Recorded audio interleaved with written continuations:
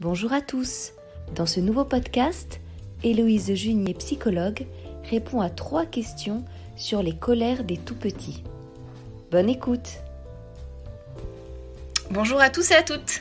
Pour cet épisode-là, j'ai sélectionné pour vous 3 questions. Ce sont 3 questions qui, à mon sens, permettent vraiment d'aborder le phénomène de colère dans sa grande globalité. C'est parti pour une première question.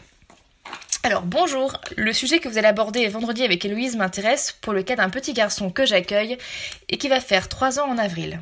Ses colères à lui ne se manifestent pas par des pleurs ou des hurlements, mais il va plus nous défier et faire tout ce qui lui est interdit. C'est de la provocation permanente et plus on va essayer de le contenir, plus il va monter en pression, c'est un cercle vicieux. Et plus on se fâche, plus ça va le faire rigoler. Le problème, c'est qu'il n'écoute absolument pas ce qu'on lui dit. Merci d'avance pour votre réponse, Marine. Alors, bonjour Marine, merci pour votre question. Alors, j'ai choisi d'y répondre parce que je l'ai trouvée particulièrement vraiment complète. Disons que votre question va nous permettre d'aborder pas mal de points pertinents sur l'émotion de colère de manière générale. Alors, et pour mieux y répondre, je vous propose de rebondir sur certains points clés de votre question. Premier point, très important, vous me dites que ces colères ne se manifestent pas par des pleurs ou des hurlements, mais qu'il va plutôt vous, alors je vous cite, vous défier, faire ce qui est interdit, vous provoquer, entre guillemets, c'est ce que vous nous dites. Alors c'est très intéressant ce que vous nous dites parce que justement, il y a beaucoup de similitudes sur un plan neurobiologique entre le phénomène de colère et les conduites un peu à risque, ou disons, vous voyez, de manière générale, les comportements qu'on va appeler inadaptés. Selon les règles de l'adulte, je mets vraiment inadapté entre guillemets parce que c'est vraiment selon les règles de l'adulte et le cas de l'adulte. Vous voyez, quand un enfant ou un adulte a plusieurs de ses besoins insatisfaits, par exemple ça peut être un besoin de manger, un besoin de dormir, de boire, mais aussi un besoin d'être de calme, d'attention positive, un besoin de câlin, d'être valorisé, son cerveau-là va se mettre en état d'alerte. Donc quand un ou plusieurs besoins sont insatisfaits, ça va mettre le cerveau en état d'alerte. Pourquoi ? Parce que ceux ou ces besoins insatisfaits vont être identifiés par l'amygdale cérébrale, dont le job est de décoder le danger, comme un danger pour la survie de l'enfant. Alors justement, il réagit très bien. Pour augmenter les chances de survie de l'enfant, l'hypothalamus, qui est un peu, le big boss du cerveau, va ordonner la sécrétion des hormones de stress via ses collègues l'hypophyse et les glandes surrénales. Donc la libération de ces hormones de stress, qui sont à la base un atout pour l'enfant, pour sa survie, c'est vraiment adapté à son métabolisme et à son environnement, vont générer malheureusement pour nous, pour vous, pour nous tous, des comportements plus impulsifs, plus nerveux et plus à risque. C'est tout à fait normal, c'est une réaction qui est tout à fait normale, qui est neurobiologique, et que l'enfant se mette en colère ou alors qu'il ait des conduites plus impulsives comme celles que vous décrivez, c'est le même principe à la base. Mais voyez, ce qui est intéressant de voir, c'est que tous les enfants ne se comportent pas de la même manière quand leur niveau de stress est élevé. Comme pour nous, adultes, d'ailleurs, c'est exactement pareil. Chez certains enfants, un haut niveau de stress va générer des comportements plus impulsifs, plus à risque. Vous voyez, c'est un enfant un peu irritable, un peu nerveux, moins dans le cadre, etc., etc. Tout simplement parce que cette abondance de cortisol va limiter la capacité de son cerveau à s'autocontrôler. Et donc, du coup, il va être plus dans la nervosité, plus d'impulsivité. C'est tout à fait normal. Alors, chez d'autres enfants, et notamment quand le cortisol, au niveau de stress, grimpe beaucoup, on va plus observer des réactions de colère plus vives, plus explosives comme celles qu'on peut connaître habituellement. Ça dépend aussi, donc ça dépend déjà petit 1 du niveau de stress de l'enfant, mais aussi petit 2 du tempérament de l'enfant, et notamment de la réactivité plus ou moins forte de son amygdale cérébrale. Rappelez-vous, l'amygdale, vous voyez, c'est le petit bonhomme, la petite terre cérébrale au centre du cerveau de l'enfant, qui va détecter le danger, et du coup s'affoler quand il y a un danger pour la survie de l'enfant. Donc en gros, plus l'amygdale d'un enfant et d'un adulte, d'un être humain, s'emballe rapidement et fortement, plus on est à risque d'avoir des émotions qui sont fortes. C'est comme ça. C'est ça que c'est vraiment une question de tempérament. On est avec, c'est physiologique et vous n'y pouvez rien. Ça, c'est la mauvaise nouvelle de ce podcast. On vit avec, mais n'empêche que ça reste tout au long de notre longue et belle vie. Tout ça pour vous dire que le comportement d'un enfant, soit le comportement de l'enfant qui fait pas ce qu'on veut qu'il fasse, ou qui est énervé, qui est en dehors de nos règles, de nos interdits, et en gros qui nous casse les pieds, mais involontairement, c'est tout à fait normal, et ça souligne, comme pour le cas d'une colère, que des besoins insatisfaits ont troublé son homéostasie, ou plutôt son équilibre hormonal dans son cerveau et son organisme. Donc ça à prendre en compte. Donc tout ça pour vous dire que l'enfant part dans tous les sens dans son comportement, ou alors qu'il se mette véritablement en colère, ce que vous pouvez faire concrètement, c'est, déjà petit 1, c'est vraiment relativiser, mais vraiment relativiser. Ça, c'est vraiment le mot, je pense, le plus important pour les adultes, en fait, qui s'occupent de petits humains, justement, qui sont très explosifs. C'est que, de toute façon, cet enfant, dites-vous bien, qui fait pas les 400 coups pour vous défier, ni pour vous provoquer, ni même pour vous pourrir votre journée, vraiment. Il agit ainsi parce que certains de ses besoins sont insatisfaits et que son cerveau a perdu son homéostasie, son équilibre hormonal. C'est compliqué pour lui. Donc c'est pas de sa faute, pas du tout. Vous voyez, c'est comme nous, adultes, quand en fin de journée, je sais pas, on est moins patient, enfin c'est mon cas, on est plus fatigable, on est plus irritable, on risque plus de se contrarier pour pas grand chose, c'est comme ça. D'autant plus que l'hypoglycémie, vous voyez, et la fatigue nous rend vraiment plus difficile à vivre pour tout le monde, qu'on soit enfant ou adulte. Et surtout, et là c'est la grande tristesse, pour les gens avec qui on se sent le plus à l'aise. C'est que généralement on est plus insupportable avec les gens qu'on aime le plus, avec qui on a plus de liens, qu'avec les gens qu'on aime le moins. Voilà. Donc c'est une bonne indication pour voir avec qui on est vraiment à l'aise au quotidien. Bref. Deuxième point, petit 2, donc on relativisait, c'était le petit 1. Petit 2, on va essayer de voir ses comportements comme la partie hors de l'eau de l'iceberg, la partie visible. Cet enfant-là a des comportements qui sont, entre guillemets, je répète, inadaptés. Ok, ça c'est la partie visible. Demandez-vous ce qui se passe sous l'eau, dans la partie invisible de l'iceberg. Autrement dit, demandez-vous pourquoi il agit ainsi. Et surtout, de quoi il a besoin. Est-ce qu'il a assez mangé? Est-ce qu'il a assez dormi? Est-ce qu'il a assez bu? Pas d'alcool, de l'eau. Je dis ça parce qu'en fait, une étude de 2014 mettait en évidence que 85% des enfants ne buvaient pas assez d'eau la journée. Et que cela pouvait engendrer beaucoup d'irritabilité. Pour nous aussi adultes. Donc demandez-vous aussi, est-ce que je l'ai assez câliné?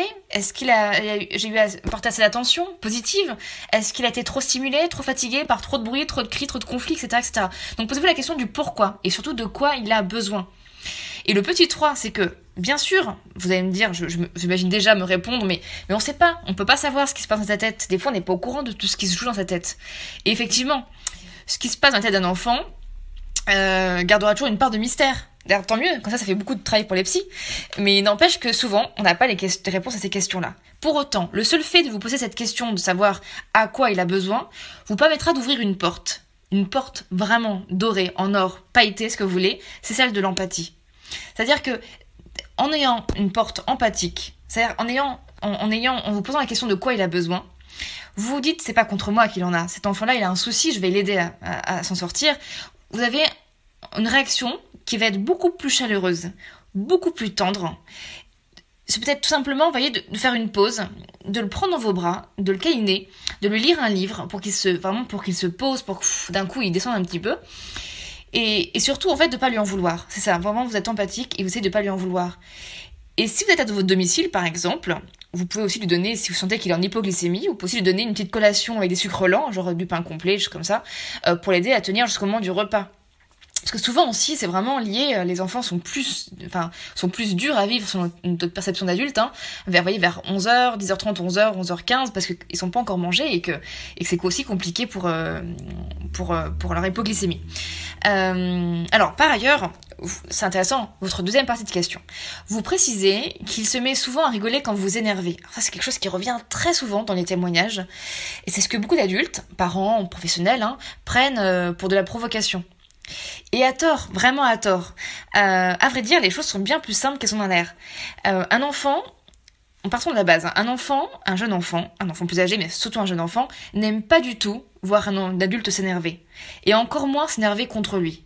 Et vous imaginez, le truc, c'est terrible. L'adulte qui est en charge de la survie et de son bien-être de l'enfant se met en colère. Ça veut dire que tout s'effondre, son porte-avions s'effondre. C'est un peu comme si le toit de notre maison est en train de s'effondrer en plein orage. C'est très compliqué pour nous à vivre, et pour l'enfant, c'est vraiment très compliqué pour lui à vivre. C'est-à-dire que votre expression faciale de colère et toute votre communication non verbale va générer énormément de stress dans son petit cerveau. Or, l'enfant a remarqué inconsciemment que depuis qu'il était bébé, depuis qu'il est né, quand il se met à sourire, l'adulte en face de lui se met aussi à sourire. Et donc, ils n'ont pas à s'énerver ou à sangloter. Généralement, quand un enfant sourit, l'adulte sourit. D'ailleurs, c'est l'un de mes sujets de ma thèse que j'ai rendu il y a 2 semaines. Ouais, donc, vous voyez, c'est vraiment, on voit en maternité, hein, quand un bébé sourit, même c'est un sourire qu'on peut estimer endogène, ça a quand même une réaction sociale parce que l'adulte sourit aussi. Bref, donc, du coup, instinctivement, quand il vous fait une tête, ou quand vous lui faites une tête de 3 mètres de long, vous voyez, vous êtes une tête complètement dépitée, en colère, ce que vous voulez, il cherche naturellement à vous redonner le sourire en souriant vous-même, en souriant lui-même, pardon, voire en rigolant. Mais c'est pas du tout une tentative de manipulation, c'est pas du tout conscient, c'est pas du tout conscientisé, c'est vraiment une forme de réflexe conditionné et nerveux. Je sais pas si vous voyez ce que je veux dire, c'est vraiment quelque chose de beaucoup plus instinctif que ça. C'est la survie. Parce que sa survie à lui dépend de vous. Parce que il reste un être au cerveau complètement immature, hein, qui n'arrivera pas d'ailleurs à maturité avant l'âge de 25-30 ans, ce qui est quand même assez tard. Bon, et un dernier point pour la route. Un enfant de cet âge-là, vraiment, de manière générale, hein, c'est important de le préciser, mais n'a de toute façon pas la capacité intellectuelle de défier ou de provoquer qui que ce soit. Vraiment, provoquer quelqu'un nécessite d'être décentré. On en a déjà parlé un petit peu dans les épisodes précédents, mais ça veut dire que de comprendre que l'autre a un point de vue, une perception, des croyances différentes des siennes. Or, les recherches en psychologie du développement nous montrent clairement qu'un enfant n'est pas pleinement décentré avant l'âge de 4 ans et demi, 5 ans. Et encore, pour manipuler intentionnellement l'interlocuteur, comme le ferait un adulte, il faut des compétences cognitives et sociales qui n'émergent pas avant au moins 6 ans. Donc du coup, autant dire que au vu de la tranche d'âge que vous accueillez au quotidien, donc celle des 0,4, 0,3, 0,4, vous êtes tranquille sur ce point. Voilà, ça c'était la bonne nouvelle de la fin. J'espère en tout cas que ma réponse vous aura donné quelques éléments pour alimenter votre réflexion et vos pratiques au quotidien. C'est parti pour une deuxième question. Bonjour, comment concrètement gérer les grosses crises d'un enfant de 2 ans ? Et puis, comment les éviter ? On essaie de lui proposer des choix, mais cela reste difficile. Par exemple, pour changer la couche, on lui demande s'il veut aller sur le pot ou sur les WC, mais il n'exprime aucun choix et répond uniquement non. On ne sait plus par quoi passer. Alors, bonjour à vous et merci pour votre question. Alors, dans la question précédente, on vient de voir comment décrypter l'émotion de colère, ou bien les comportements nerveux et impulsifs de l'enfant, en cherchant finalement lequel ou lesquels de ses besoins sont insatisfaits. On vient de voir aussi que, quel que soit le comportement de l'enfant, il faut idéalement lui apporter une réponse empathique, tendre et chaleureuse. Ce qui implique que vous soyez vous-même aussi zen qu'un psy qui médite, ou presque, parce que finalement quand on est fatigué, on répond beaucoup moins bien aux émotions des autres, ce qui est tout à fait normal. Et donc ça, être aussi zen qu'un psy qui médite, autant dire que c'est pas toujours gagné, notamment si on est en fin de journée, et notamment si on a faim, tout simplement. Donc à présent, pour rebondir sur votre question, je vous propose de voir ensemble comment réagir concrètement, physiquement, à la crise de colère d'un enfant. Tout d'abord, l'idée n'est pas du tout d'arrêter sa colère coûte que coûte ou de l'éviter, pour reprendre votre idée.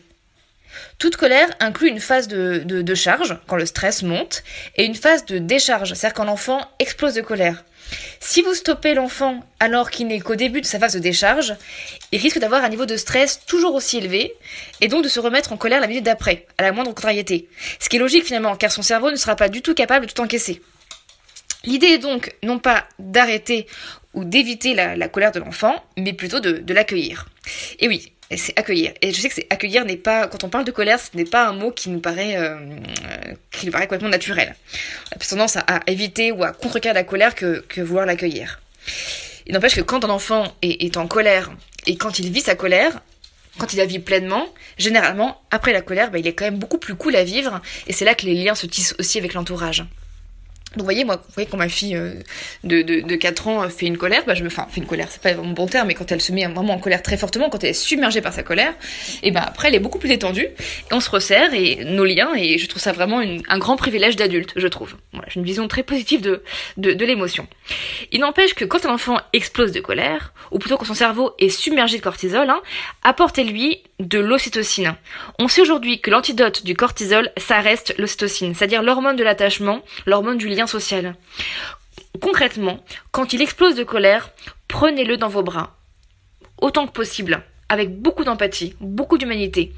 Et s'il refuse, touchez sa peau, parce que le contact peau à peau est la voie royale de sécrétion d'ocytocine. Donc touchez-lui le visage, que vous voulez, les mains, le dos, tout ce que vous voulez. Il faut en tout cas qu'il y ait un contact peau à peau. Et dites-lui que vous êtes là. Dites-lui qu'il peut compter sur vous, même en pleine tempête. C'est vraiment dans ces moments-là, en fait, qu'on crée aussi beaucoup de liens, adultes, enfants. C'est quand on montre à l'enfant qu'il peut compter sur nous, même quand tout va mal, même quand tout explose de colère. Cette réaction empathique que vous aurez, vous, à son égard, va vraiment l'aider à apaiser la partie émotionnelle de son cerveau, notamment son amygdale, et à développer son intelligence émotionnelle. Car dites-vous bien que plus l'enfant sera entouré de personnes qui régulent leur propre colère, et qui réguleront aussi celle de l'enfant, et mieux, il régulera lui-même ses propres émotions quand il grandira. Ça aide vraiment à la maturation cérébrale, c'est vraiment quelque chose de très important pour lui. Maintenant, voyons à présent la seconde partie de votre question. Alors, vous nous dites aussi que quand vous lui donnez le choix, histoire d'éviter une explosion de colère, justement, il vous répond souvent non. Là, on est bien embêté. On dit, mais à quoi bon faire des efforts puisque de toute façon, il nous répond non. Je comprends votre désarroi. Alors ça aussi, sachez que la réponse que l'enfant ne sait pas quoi répondre, c'est tout à fait normal, c'est logique. Ça fait partie de son développement. En fait, on sait qu'un jeune enfant a du mal à faire un choix, un vrai choix. Vous voyez, un vrai choix entre 2, 3 items, par exemple. Parce que faire un vrai choix, on revient de fait à inhiber l'un des items pour choisir un autre. Vous voyez ce que je veux dire? C'est vraiment une question de choix, c'est vraiment une question d'inhibition. Or, pour inhiber l'un des items ou l'un des choix, il faut avoir un cerveau frontal mature. Le souci du tout petit, du petit humain, jusqu'à encore pas mal d'années, c'est que la partie frontale de son petit cerveau mignon, celle qui gère l'autocontrôle, l'inhibition, la régulation émotionnelle, enfin, vous voyez toutes les fonctions qui sont très, très, très appréciables à l'âge adulte, et ben cette partie-là, elle est pas mature. Mais vraiment pas du tout. Et d'ailleurs, elle arrivera à maturité, à pleine maturité, à l'âge de 30 ans environ. Donc c'est vraiment extrêmement tard. Du coup, dans le cas d'un jeune enfant, il n'est pas du tout utile de lui poser des questions sous forme de choix, parce que ça ne marchera pas. À l'inverse, si vous voulez vraiment le rendre acteur, ce qui est vraiment pertinent en termes d'approche pédagogique, parce qu'effectivement, il a besoin d'être acteur, il en a marre de subir les choses, et ce que je comprends complètement, vous pouvez lui poser des questions plus complètes auxquelles de répondre par oui ou par non. Par exemple, voilà, on va changer la couche, bonne nouvelle. Est-ce que tu veux prendre un jouet pour être changé? Ou est-ce que tu veux prendre ce cube, par exemple? Est-ce que ça te plairait, cette poupée-là, pour aller changer la couche? Etc., etc. Là, il n'y aura plus qu'à répondre par oui ou par non. Ceci dit, comme on l'a vu précédemment, de toute façon, l'idée n'est pas d'éviter tous les épisodes de colère à tout prix, mais plutôt de chercher à les accueillir. Et c'est parti pour une troisième et dernière question, dont la réponse d'ailleurs sera plus courte. Alors, bonjour, comment faire si l'enfant se fait du mal à lui-même quand il se met en colère? Se taper la tête par terre par exemple. Faut-il le consoler tout en restant ferme mais bienveillante? Faut-il le bercer, le contenir pour qu'il se sente soutenu dans la colère qu'il doit exprimer mais pas dévasté? Avez-vous des techniques dans ces cas-là? Merci d'avance et belle journée. Alors bonjour à vous également. Donc voilà vraiment une excellente question. Alors c'est vrai que ma réponse, comme je disais, sera plus courte que pour les questions précédentes, puisqu'on a déjà abordé pas mal de points clés sur cette émotion de colère. Mais néanmoins, cette question, ce qui est chouette, c'est qu'elle aborde un point qu'on n'a pas abordé précédemment, c'est celui de l'enfant qui se fait mal pendant la colère, ce qui arrive souvent. Déjà, ce qui est important, vraiment, en premier lieu, on est tous d'accord sur la question, c'est effectivement de ne jamais laisser l'enfant se blesser. Vraiment jamais, jamais, jamais, jamais. Moi, j'en ai vu dans des crèches, parce que les professionnels n'arrivaient pas à temps, en fait, mais j'ai vu des enfants se taper tellement fort la tête contre le sol qu'ils avaient plein de bleus sur le front. Et c'est vrai que c'est dangereux pour eux, mais c'est vraiment quelque chose à éviter. Mais je sais bien que des fois, pour l'avoir vu de mes yeux en tant que psychologue de crèche, en tant qu'adulte, on est surpris, on est dévasté nous-mêmes par cet enfant qui se fait mal. Et on n'arrive pas à réagir sur le moment. Du coup, en plus, je pense qu'il va plutôt falloir guetter en fait les premiers signes annonciateurs pour qu'éviter que l'enfant en fait se fasse mal tout seul sur le sol. Bref, on va en venir justement. On va y venir, pardon. Donc, quand on sait qu'un enfant risque de se blesser de manière générale, on va le prendre. Quand on guette les premiers signes de colère, on connaît généralement comment l'enfant va réagir, on connaît les signes annonciateurs, l'enfant qui commence à être un peu irritable, l'enfant qui commence à être un peu impulsif. On va le prendre contre nous, et quand il y a la colère, effectivement, on va le contenir. Vraiment, c'est la contenance qui va aider l'enfant et qui va nous aider aussi nous. À condition, bien sûr, que vos conditions physiques vous le permettent. Et parce qu'il y a une réalité, c'est qu'au bout d'un moment, Les enfants peuvent avoir tellement de force qu'on risque sérieusement de se prendre un coup. Donc là, c'est pas non plus l'idée. L'idée, c'est pas que le front de l'enfant soit complètement indemne et que vous ayez des bleus partout. On va pas renverser la tendance. Hein. Enfin, l'idée, plutôt, c'est que tout le monde se sente bien en fin de journée et que personne n'ait de bleu. Voilà. Donc, si vous ne pouvez pas contenir l'enfant, si par exemple il a, je sais pas, 1 an et demi, enfin 2 ans et demi, que ça a quand même une grande corpulence et que vous pouvez pas le contenir, c'est une réalité. Voilà, par exemple, s'il est trop âgé, quand il est submergé par sa colère, déplacez-le dans un endroit sécurisé. Voyez les premiers signes de colère et avant qu'il explose, qu'il se fasse mal, essayez de le déplacer dans un espace sécurisé. Où il est tapis par exemple, sur un coussin, quelque chose de moelleux qui va amortir les chocs. Et surtout, pendant tout l'épisode de colère, comme on l'a dit tout à l'heure, touchez-le, touchez sa peau, restez à ses côtés, parlez-lui, rassurez-le et limitez au maximum les risques qu'il se fasse mal. On reste empathique, on reste chaleureux, on le soutient, on est là, il peut compter sur nous, même en pleine explosion comportementale et émotionnelle, c'est vraiment important. Donc conclusion générale, j'ai envie de dire, hein, de ce podcast, il est inutile, vous voyez, vraiment, il est inutile d'être ferme ou d'être cadrant avec un enfant qui est en colère, vraiment. C'est pas du tout le moment, en fait, d'être ferme et cadrant avec un enfant. Idéalement, et de manière systématique, quand un enfant est en colère, que ce soit un enfant que vous accueillez, que ce soit votre enfant, que ce soit votre conjoint, ça va n'importe qui dans votre entourage, en fait, il faut apporter cet être humain tout notre soutien, notre empathie, vous voyez, et agir avec lui comme on voudrait que quelqu'un agisse avec nous quand on est nous-mêmes dévastés par l'émotion désagréable. C'est-à-dire avec tendresse et une grande humanité. C'est ce qui nous fait maturer, c'est ce qui nous fait évoluer tous. Parce qu'on est des êtres sociaux à la base, et chaque émotion désagréable mérite d'être vécue dans les bras ou l'empathie de quelqu'un d'autre, d'un de nos congénères. Et surtout vraiment, ne leur en voulons pas d'être en colère aux enfants. Ils ne l'ont pas choisi cette colère. Et nous non plus d'ailleurs. Vous voyez, dites-vous qu'un enfant qui est en colère subit autant sa colère que vous-même subissez la sienne. Et ce qui fait qu'au final, enfants et adultes se retrouvent un peu dans le même bateau. Ou plutôt la même galère, sans mauvais jeu de mots. Donc la bonne nouvelle est que les enfants, plus ils vont grandir, ça c'est une bonne nouvelle, plus leur cerveau va se développer, plus ils parviendront à réguler leurs émotions, et moins leurs colères sont explosives. Donc en gros, plus les enfants sont grands, et plus leurs colères sont petites. Ce qui est plutôt chouette. Voilà. Écoutez, j'espère que ces réponses à vos questions vous permettront d'aborder plus sereinement les émotions de colère des petits humains que vous fréquentez, mais aussi, évidemment, vos propres émotions de colère, parce qu'on a tous des émotions de colère toute notre vie, finalement, même si on les exprime de manière beaucoup moins explosive quand on grandit. D'ailleurs, heureusement pour les réunions d'équipe, et heureusement pour le travail. Voilà, écoutez, j'espère en tout cas que ça vous a convenu, que vous avez beaucoup de pistes pour aussi réfléchir en équipe, voire en famille, ça concerne vos enfants, parce que c'est possible aussi. Je vous dis à bientôt pour un prochain podcast.